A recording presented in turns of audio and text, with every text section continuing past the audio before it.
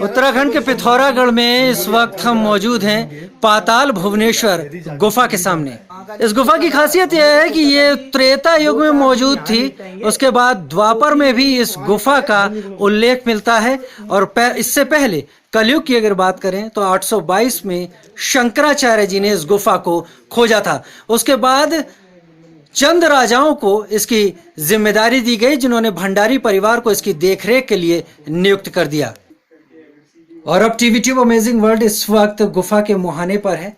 ये गुफा करीब 90 फीट नीचे है और नीचे करीब 130 मीटर 130 स्क्वायर मीटर का एरिया है, जहां पर तमाम कलाकारियां प्रकृति ने रची हुई हैं जो कि इस गुफा के अंदर मौजूद हैं। चलिए एक छोटी सी झलक देखते हैं कि इस पाताल भुवनेश्वर की गुफा में आखिर क्या है और किस तरह से हमारे पुराणों से वो जुड़ा हुआ है। चलिए एक लंबी गहराई की तरफ चलते हैं। यहाँ पर जगह जगह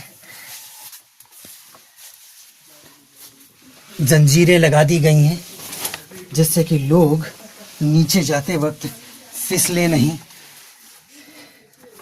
एक अलग ही यहाँ पर रचना है, एक अलग ही दुनिया है जो कि इस पाताल भुवनेश्वर की गुफा के अंदर मौजूद है।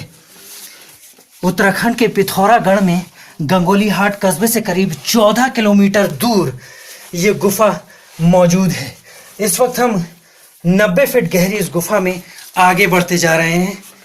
कुछ लोग यहाँ पर घबरा जाते हैं, लेकिन यकीन मानिए जो लोग यकीन करके इस गुफा को अंदर जाके देखते हैं, उन्हें प्रकृति का रचा हुआ एक ऐसा नज़ारा यहाँ पर दिखता है जो कि अद्भुत कहा जा सकता है।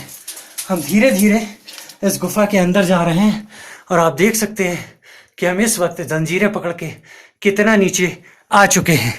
चलिए धीरे धीरे उतरते हैं इस गुफा के और नीचे और आपको दिखाते हैं कि आखिर इस गुफा के अंदर क्या क्या मौजूद है।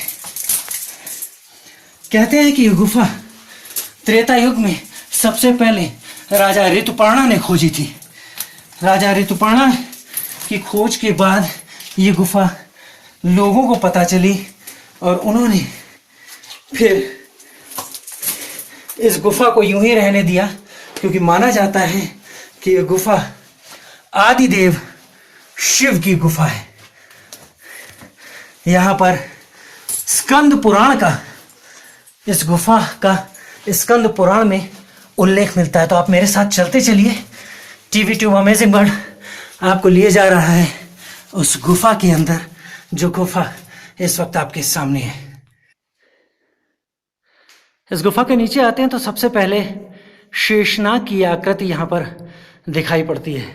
पुराणों में शेषनाग का उल्लेख है। कहते हैं कि इस शेषनाग के ठीक ऊपर पाताल भुवनेश्वर है और शेषनाग के सर पर है, यानी पूरी की पूरी धरती इस वक्त शेषनाग के ऊपर है।